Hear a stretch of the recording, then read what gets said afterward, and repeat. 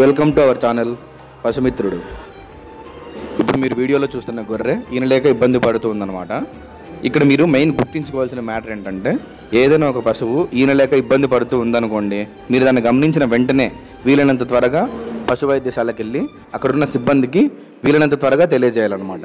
ఇలాంటి పరిస్థితుల్లో ఉన్న గొర్రెని రైతు హాస్పిటల్కి తీసుకొని రావడం వల్ల దాన్ని మేము పరీక్షించడం జరిగింది.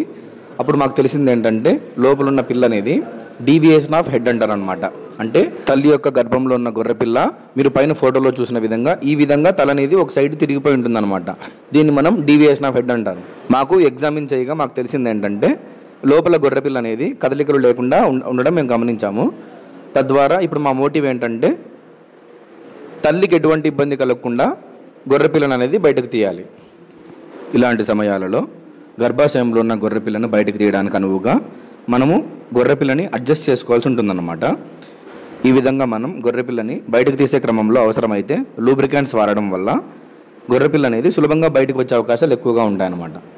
ఈ కండిషన్ని మనం ఒకవేళ పెద్ద పశువుల్లో చూసామనుకోండి, వెంటనే దూడని గర్భాశయంలోకి వెనక్కి నెట్టిన తర్వాత మనం దూడపిల్లని కావాల్సిన విధంగా రొటేట్ చేసుకొని సరైన పద్ధతిలో ఉంది అని నిర్ధారించుకున్న తర్వాత వాటిని ట్రాక్షన్ చేయాల్సి ఉంటుందన్నమాట. అంటే బయటకు లాగాలి.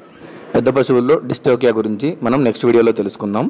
ఫైనల్గా ఇప్పుడైతే మనం తల్లిని కాపాడడం జరిగింది, కానీ ఒకవేళ గొర్రెపిల్ల అనేది బతికి ఉంటే మేము ఇంకొంచెం హ్యాపీగా ఫీల్ అయ్యేవాళ్ళం.